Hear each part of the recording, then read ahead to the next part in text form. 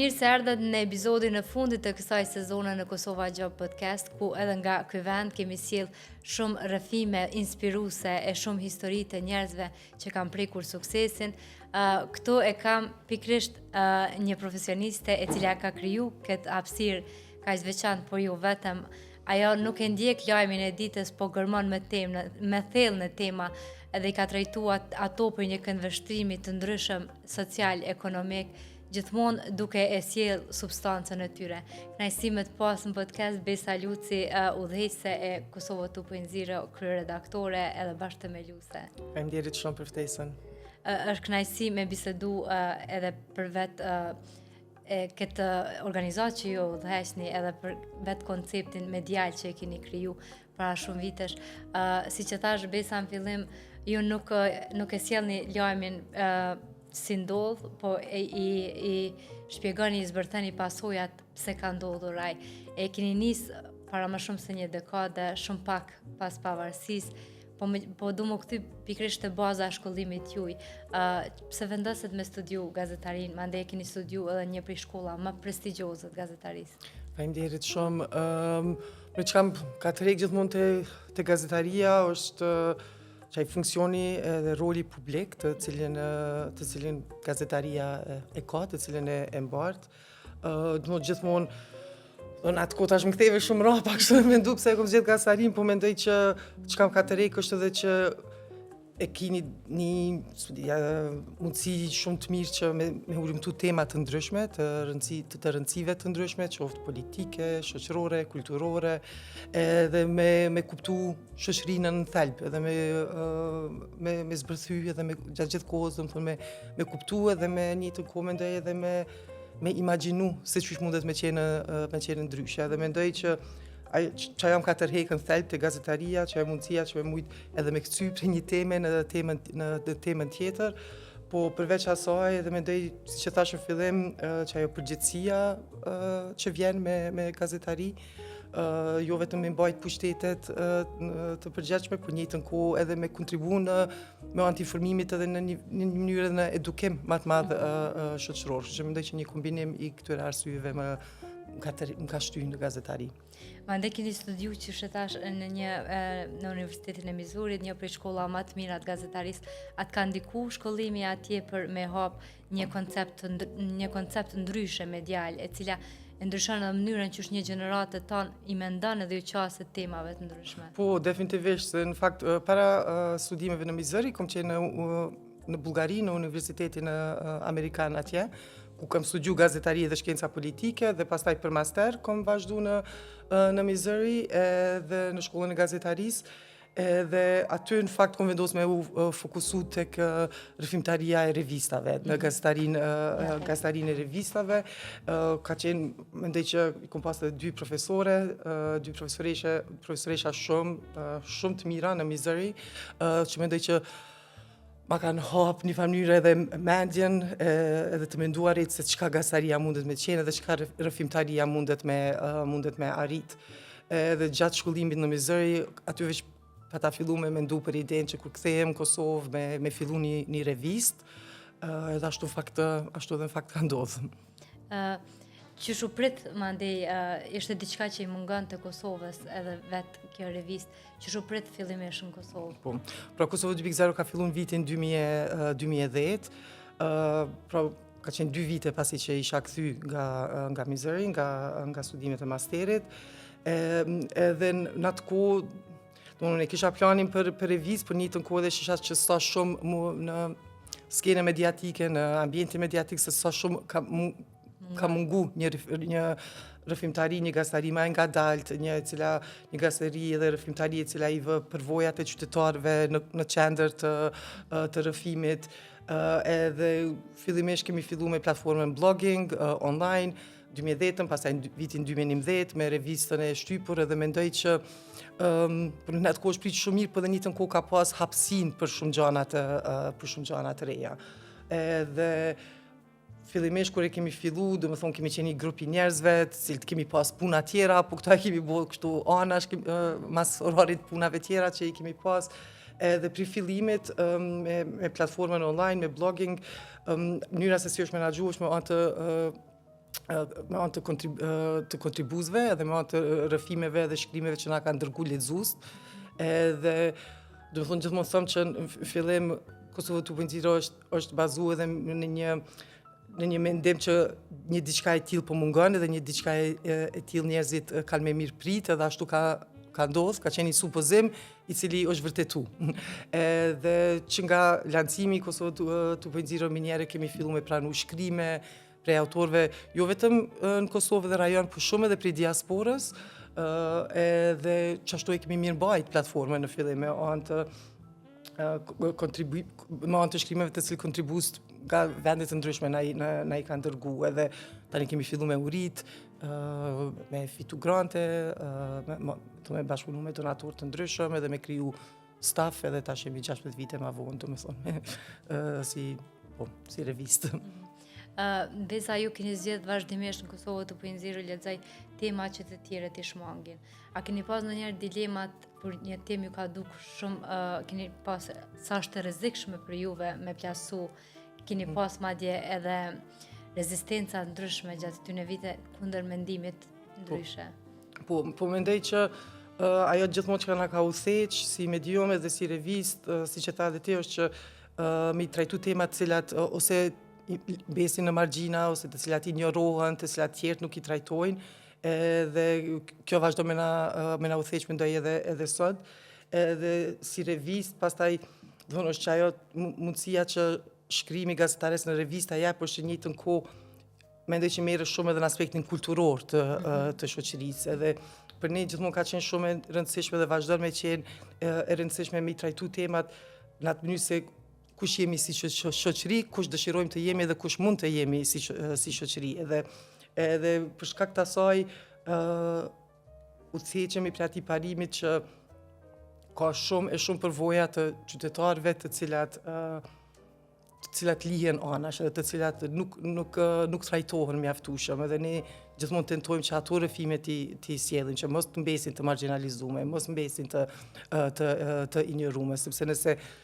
synojmë dhe dëshirojmë që një mente kemi një demokraci të mirëfillt, atëherë duhemi me qenë të vëmendshëm ndaj përvojave qoftë që janë shtypse apo diskriminuese të cilat nuk bëhen pjesë e lajmeve ditore ose të diskutimeve ditore. Dhe kjo na shtyn neve me revistën tonë, që t'i sjellim ato rrëfime edhe të nxisim dialog edhe debat rreth tyre. A mendon Besa tash në kohën e scrollit, që mundemi me eduku publikun që ja vlen me lexu, ose që mundemi me bona tema që i nxitim ata me lexu? Mendoj që temat edhe shkrimet të cilat janë sinqerta dhe nisën prej një bazet sinqert të hulumtimit dhe që me kuptu në thelb një çështje caktuar ose përvoja caktuar, mendoj që gjithmonë kanë me rezonu me lexues. Po është më e vështirë në kohë të scrollit, por ajo që ka më gëzon mu shumë është që për shembull secilin vetë në fund vitit kur e bëjmë si një analizë të danave, të lezueshmërisë, të cilat shkrime janë lexuar më shumë në Kosovë 2.0, janë gjithmonë shkrimet që janë më të gjatat, edhe janë ato shkrimet cilat hyjnë në thelb të çështjes të cilën e trajtojnë. Kështu që ajo më inkurajon edhe mua edhe stafin këtu që me vazhdu me asaj lloji rrëfimtarie, edhe mendoj që nëse insistojmë në kvalitet, nëse insistojmë në substancë, edhe insistojmë në gazetari dhe rrëfimtari e cila e merr kohën me ndigjuar dhe e merr kohën me trajtu në thelb temat, mendoj që ato kanë me rezonu me lexues. Edhe te na kjo vit pas viti po shohim që po qëndron ashtu. Po njëjtën kohë mendoj që gjithmonë duhemi me qenë të vëmendshëm që me kushtu kujdes do të them mënyrës se si gjenerata të ndryshme, grupe të ndryshme qytetarësh marrin informacionin edhe me njëjtën kohë me kujdes që jemi duke mbritë ata, do të them di që disa kanë me lexuar më gjatë, disave ndoshta duhemi pak më ndryshe me package që ato informata për jetës sociale, po me u siguru që informata barëm po mbrin të grupe të ndryshme në shoqëri. Visa ka pas në një shkrim që ke ke redaktu, apo e keni prodhu si Kosovë 2.0, që ty personalisht ka ndëru? Që mu më ka ndëru... Që ta ka ndëru mënyrën që shë ke po ndështë atë temë, ose me mendu ma thellë për ata njerë, sepse shpesh kur nuk kuptojmë për mënyrën që jetën dikush, nuk na shkon mendja. Po s'po di, ka ndështë ta shumë, edhe kom shumë vështirë, kështu gjithmonë me veçu veç një shkrim, po ka shkrime të shumta, kisha thonë, me cilat më ka ra me punu, që me se cilin shkrim përfundan duke mësu diçka të re. Ndoshta një diçka tash përmendi se më ra që tash çdo ditë diçka me ju rikthy një shkrimi që kemi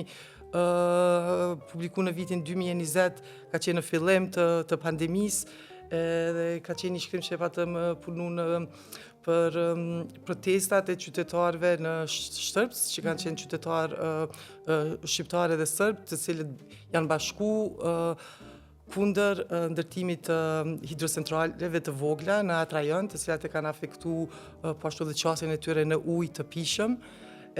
dhe ka qenë më ra me rilexu para 2-3 dite në fakt shkrimin, edhe ka qenë një hulumtim shumë i bukur, se ka qenë, si që përmenda, fillimi pandemisë, ka qenë gjithë ato, do më thonë që i mërshim këshillat, që mi la dur gjatë gjithë kohës, do më thonë me pas kujdes në afërsimin njëri tjetrin, na kujtohen ato mujtë e parë se si kanë qenë. Edhe në shkrim gazetarja Kristina e ka një fjali shumë të bukur, ku thëtë, përderisa këshillat po na vinë për mi la durt edhe me mbajt higjienën, për shkak që jemi në fillim të një pandemie që ende nuk e kuptojmë në tërësi, qytetarët në komunën e Shërpsës nuk kanë as ujë për me pi. E mendoj që ndonjëherë janë fjalit tilla të cilat na ndihmojnë me kuptu se vështirësitë e llojeve të ndryshme që qytetarët përballen me to, dhe realitetet të ndryshme që ekzistojnë me një vend dhe përvoja të ndryshme. Dhe ky ka qenë një shkrim, po mendoj shumë i bukur, se përderisa atë kohë kujtohet që shumica e medjave tjera më shumë janë fokusuar vetëm te shqiptarë sërbë bashkë në aktivizëm, po që ka qenë rëndësishme, po hulumtimi i gazetarës tonë, i Kristinës, ka shku dhe përtej asaj me hulumtu dikimin që hidrocentralet e tilla e kanë pas në ambient edhe në qasjen e ujit. Do me thonë, ka shku përtej vetëm asaj sipërfaqes, e cila është komunikuar nëpër media tjera. Ndoshta po e veçoj këto, po ka dhe shumë shkrime tjera. Besa, me gjithë keni qenë re kur e keni marrë drejtimin e kësaj reviste, çfarë lloji të leadershipit keni zgjedhë që mendoni që ka funksionu për me jap edhe liderëve tash që janë të rinj, që ka funksionu që me mbajt ekipin të motivuar? Mendoj që ajo që ka na u thënë këtu, dhe ose mu që më ka u thënë, dhe mendoj që edhe si ekip e kemi, është që ndomi shumë milion hapsin që secili me gjetë vetën brenda organizatës, normal që si secila organizatë, si secili medium janë role të caktume, janë përgjegjësi të caktume, po gjithmonë kemi pas dhe fleksibilitet që secili antar i stafit me pas hapësinë me punu në atë pjesë ose në atë fush ku e gjenë vetën, ku janë më të mirë, edhe me mi përkra gjatë ati procesi, edhe një tjetër që kemi një kultur të punës ku secili i dim përgjegjësitë e veta, edhe nuk kemi ashtu si prinalt poshtë, domosdoshmërisht prej ka normal strukturë, po jo ashtu prinalt poshtë gjithmonë që dikush me të ndajnë mbi kry, me tregu çka duhesh me bo, po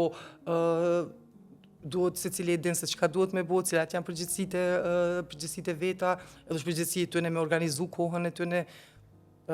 punë cilat duhet me u përfundu, janë përgjegjësi e secilit, do me thonë, me luan atë hapësinë që me pas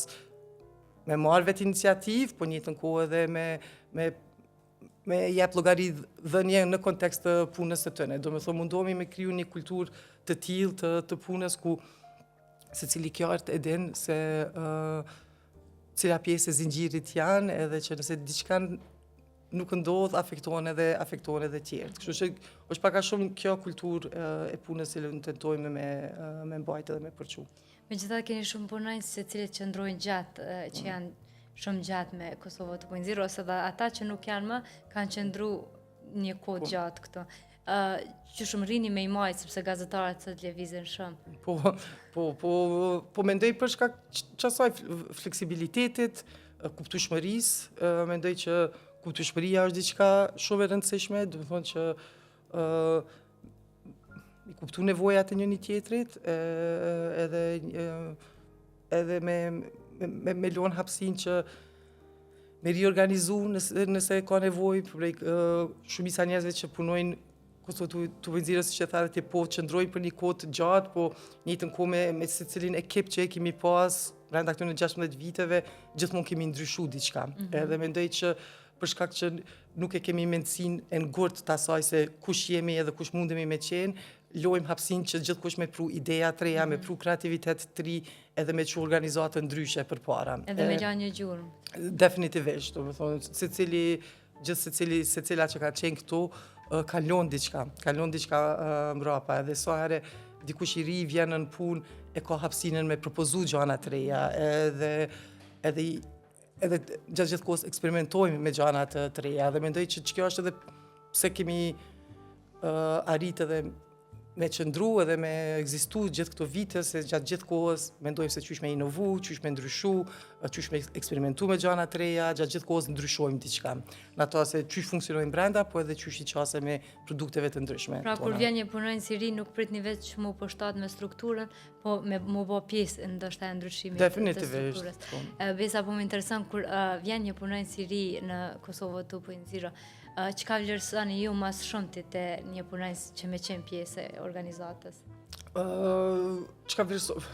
Gjëra ndryshme, po mendoj që përderisa po është ajo që e thash hapësina për me pru gjëra të reja, mendoj që fillimisht është e rëndësishme dhe me kuptu kushdo që vjen i ri, çfarë do ambientit punës, me pas çat hapësinën e mjaftueshme në fillim që me kuptu organizatën, me kuptu se në përshka ka kalu ndër vite, si funksionojnë gjërat, se edhe nëse don me pru një ndryshim, fillimisht duhesh me kuptu se qysh funksionon. Do të thonë ndryshimet nuk mundemi me sjell ndryshime vetëm në ajër ose pa pas një kuptueshmëri më të thellë të si funksionojnë gjërat në momentin kur vjen. Kështu që ajo dëshira që me kuptu është diçka që mendoj që e çmoj shumë, do me kuptu si funksionon. Edhe ku është vendi im, edhe çka muj me bota shumë me këtë vendin tem, ku muj me quma ndryshe. Pra shumë e rëndësishme vetë punonjësit me kuptu misionin e kompanisë, që ka edhe ekzistojnë punonjës që punojnë kompani të ndryshme, po me i pyet kështu ma thellë nuk është që e kuptojnë. Shkojnë sa për me kry një punë caktume. Pra është edhe ajo kureshtja që me po.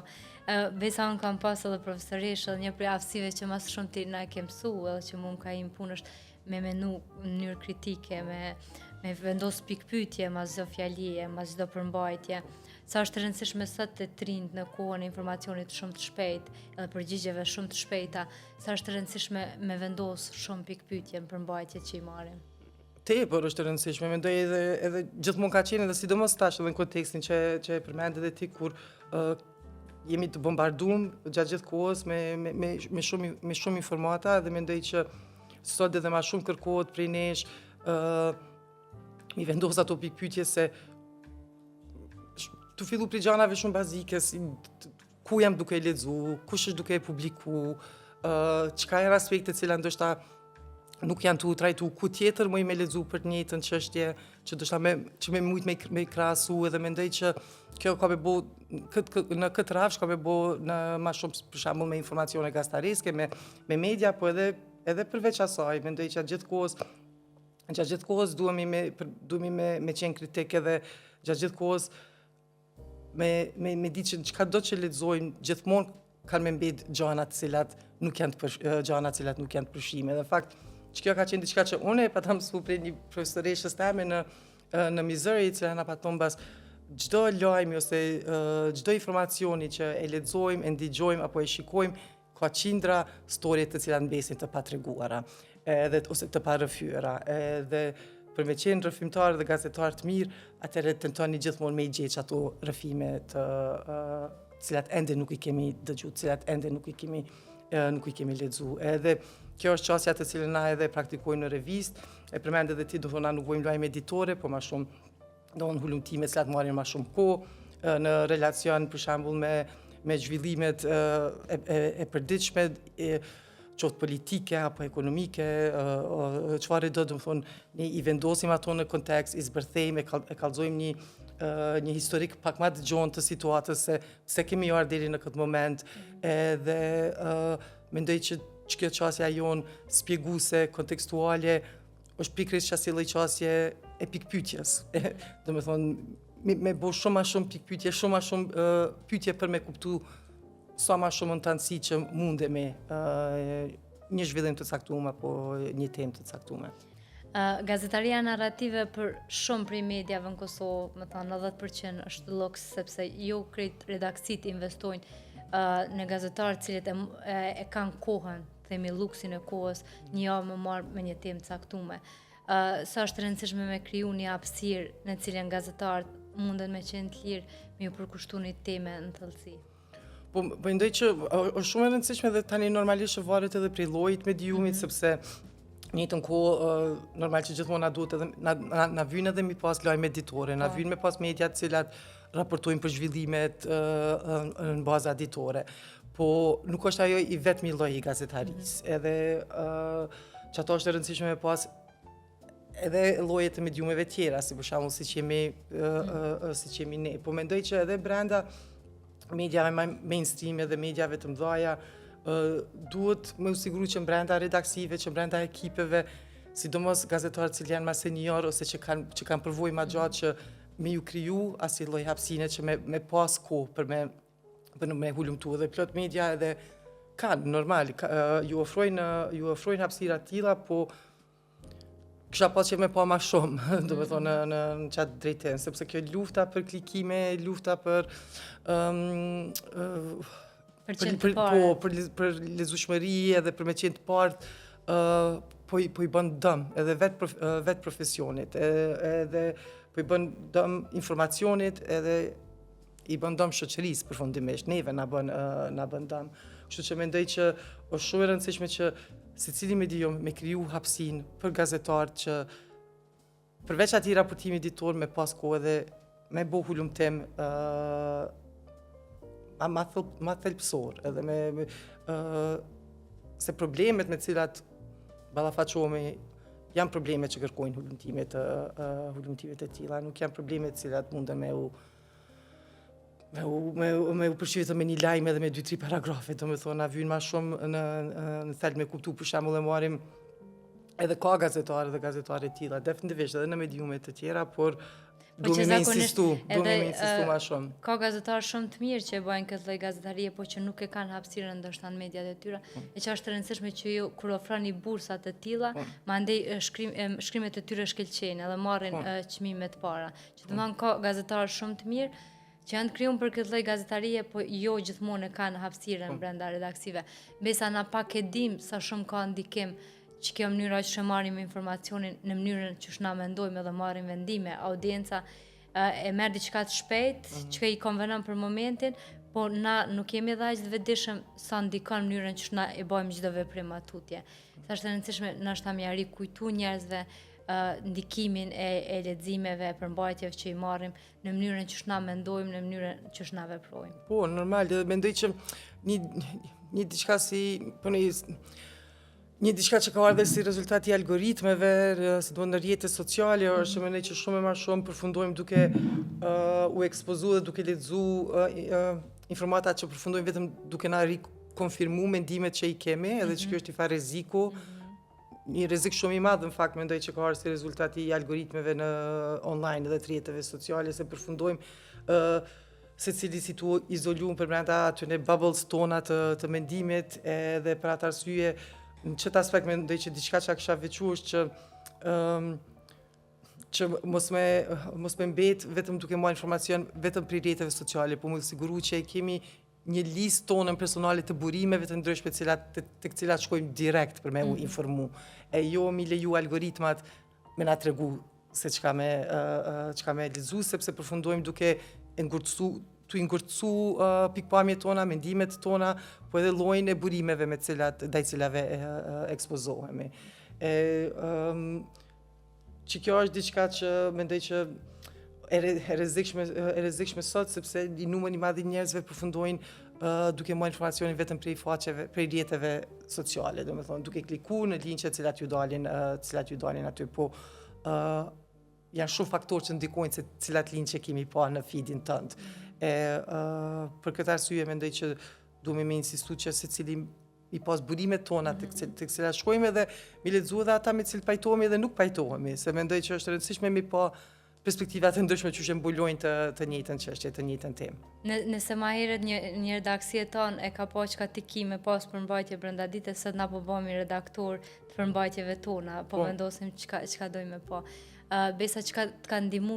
çka mendon që është ajo shprehja e punës që të ka ndihmu më shumë ti me qenë produktive, me qenë ma shumë e përfshime në shumë aspekte, që kisha pas qef me nda me kita ata që kanë profesionet ndryshme. Shpërija punës, nuk po di, jam kështu tendenca është me qenë edhe person pak ma me stres, kështu që me po qenë dhe stresi është ka njëherë është i mirë. Që me qenë sinqert, po s'po di, po se dë njerë edhe më gucin zyre, se zakonisht i kom ato momente kur kom qef me mbledh Kristofin edhe me mbaj do një takime edhe me diskutu, okej, ku jena të shku, qka po dojna me bo bas 3 muje ose mas 6 muje edhe që shpeshet mira ndo njerë, ndoshta edhe përfundoj duke stërkompliku ndo një situatë të taktume, po më pëlqejnë ato momente kur mundemi mu mbledh gjithë së bashku edhe thjesht me diskutu edhe me folë se që shka shku, që po shkojnë sendet, që ka të kështu pas qef me bo ma ndryshe, mi saktu prioritetet, me ditë kush në qka jemi duke punu, dhe mendoj, shpresoj, unë e që shesha që kaloj edhe kohë në baza individuale, në biseda me gjithë se cilin, do shta jo atë sa kësha pas qef, se dhe njerë koha nuk ta lejon, po synoj me pas kohë për ato takimet one-on-one. Pra, mendëm për ata udhëheqësit tjerë edhe përfaqësues burimeve njerëzore, funksionojnë këto takimet ma shumë një me një, se sa takimet sepse kanë herë priremi mos mi thonë mendimet kur janë edhe njerëzit e tjerë. A ka pas efekte ma pozitive kjo e takimeve një me një? Mendoj që po, se është ndoshta një farë ambienti tjetër që krijohet. Ma intim. Po, edhe mendoj që është moment kur ndoshta gjithë secili një ndoshta dhe ma rahat me diskutu probleme ose sfida cilat i ka pas, ose me kërku diçka ma ndryshe, dhe secila forme takimit e ka pastaj qëllimin e vet, synimin e vet, por të dyjat janë të rëndësishme. Mendoj që edhe ato kur mbledhesh si ekip, por po asnjëna pa tjetrën nuk mundën, pikërisht, po. E përmendë stresin, besa ka ndryshu me vite mënyra që menaxhon stresin, a ke mësuar ndonjë teknikë që kishe mund të mendove neve? Hala jam në proces, po tentoj me mësu se çish me menaxhu më shumë, po mendoj që me përvojë mësohesh, deshte duhen me përvojë fillon me kuptu që diçka edhe nëse nuk ndodh, se si është planifikuar, se si e ki paramendu, e gjen zgjidhjen, e ndryshon, e modifikon, edhe thjesht duhesh me u pajtu me situatën, edhe me gjetë zgjidhjen më të mirë të mundshme. Edhe përderisa vazhdon me qenë besnik ndaj parimeve tuaja, gjithçka tjetër mundet me u zgjedh. Po është e rëndësishme parimet mos me i komprometu. Mendoj që përderisa ajo t'u theq, gjithçka tjetër e ka me pas zgjidhjen e vet. Mendoj që kjo është ndoshta diçka që më ka ndihmu edhe në relacion me menaxhim të stresit. Ndoshta nëse ju vjen dikujt punë kështu si këshill, po megjithatë ajo çështja e stresit mendoj që shpesh herë është edhe për shkak të përkushtimit të madh që dikush e ka, dhe dedikimit të madh që dikush e ka, edhe në njëjtën kohë edhe për shkak të peshës që e din që puna e jote e ka. Edhe nga gazetari është një përgjegjësi e madhe, domethënë se fjala e shkruar, fjala e dokumentuar, me u siguru që e ki verifikuar, me u siguru që faktet i ki mirë, me u siguru që rrëfimin e njerëzve tjerë nuk jetu duke ngatruar, se jetu i qëndru besnik, është një përgjegjësi e madhe të cilën e kemi. Ajo normalisht që kur është përgjegjësia edhe madhe, dhe përkushtimi, dedikimi madh, del me shkaktu situata të tilla të stresit, po nëse prapë kthena te parimet, nëse i je transparent me publikun, njëjtën kohë se kush je dhe vendimet se si i merr, mendoj që gjithçka ka zgjidhje në fund. Besa, sot në këtë kohë, kur po flasim për ambientet e punës, njerëzit po zgjedhin shumë me punu, qoftë si freelancer, qoftë me punu për shtëpisë, ka shumë ambiente që po ofrojnë këta. Këto e keni kriju një hapësirë shumë të bukur, të cilën njerëzit munden me ardhe dhe qoftë me punu këto, me lexu, me kalu një ditë më ndryshe. Ka kalin ky ambient? Cila është funksioni i tij? Shumë gjatë e kemi pas edhe ande, në fakt, me pas një hapësinë të tillë, sepse në fakt pri fillimit Kosova 2.0 përveç kasarisë kemi pjesë e madhe e identitetit tonë ka qenë edhe programet publike. Edhe domethënë që nga fillimi, domethënë eventet, kemi evente, diskutime, lloje të ndryshme të ngjarjeve, se kemi pas qef mi mbledh lexues tanë, edhe mi njoft, me komuniku, me bisedu me ta. Se për ne domethënë gastaria gjithmonë nuk e kemi pa vetëm si na dërgojmë informata edhe tjerë na lexojmë, po gjithmonë kemi pas qef me kriju hapësinë ku mundemi me vazhdu diskutimin për tema të cilat i kemi hulumtu, publiku, me kriju hapësinë ku tani mbledhemi, qoftë me autorët, me njerëz që janë të intervistuar në përshkrime, por edhe me shoqërinë ma të gjonë. Kështu që ajo ëndra për me pastaj një vend tonin ku i bojmë ato mbledhi, ka qenë qysh para 10 viteve, edhe këto e kemi hapë këtë hapësinë në vitin e kaluar, domethënë gjithë e kemi edhe para se me hapë në kësi forme, e kemi shfrytzuar këtë hapësinë edhe në zyre tjera kur kemi qenë gjithmonë kemi pas vende ku jemi mbledh, po tash nga viti i kaluar, gjatë gjithë kohës, për shkak që kemi hapësinën tonë, edhe programin po mundemi me bo ma të rregullt, për njëjtën kohë edhe me jap në shfrytëzim partnerve, organizatave të tjera, njëjtën kohë është edhe si mënyrë e gjenerimit të tyrave vetanake të organizatës, edhe njëjtën kohë hapësinë cilët të rit munden me përdor për me punu në baza ditore, edhe po funksionon mirë, domethënë veç është qysin një grupi njerëzve cilë po vinë gjatë gjithë kohës me punu në hapësinë, sepse njëjtën kohë për momentin e as nuk kemi, nuk ka pagesa për me punu gjatë ditës në hapësinë, kështu që për ne është e rëndësishme që njerëz me u mbledh, dikush vjen me punu, për njëjtën kohë ndoshta e blen ndonjë publikim, ndonjë libër që nuk e kish has diku tjetër. Edhe kafet i bëni shumë të mira. Faleminderit. Edhe njëjtën kohë përfundon duke kriju komunitet, edhe rreth vetë gazetarisë, kështu që po, jemi të gëzueshëm me mënyrën se qysh po shkon deri tash, dhe shpresoj që më shumë njerëz kanë me na gjetë edhe nëpërmjet hapësinës. Besa, keni edhe një hapësirë dedikuar për ata që dojnë me mbaj takime, po takimet ma të vështira ndoshta nuk mbahen zyre, e lypin një ambient tjetër. A keni edhe një hapësirë të tillë? Po, domethënë përveç kësaj është edhe një dhomë takimeve e vogël, si pjesë e kësaj hapësinës, po ashtu e kemi edhe një si katin e fundit të zyres, e cila njëjtën kohë ofrohet për takime që me pas privatësi,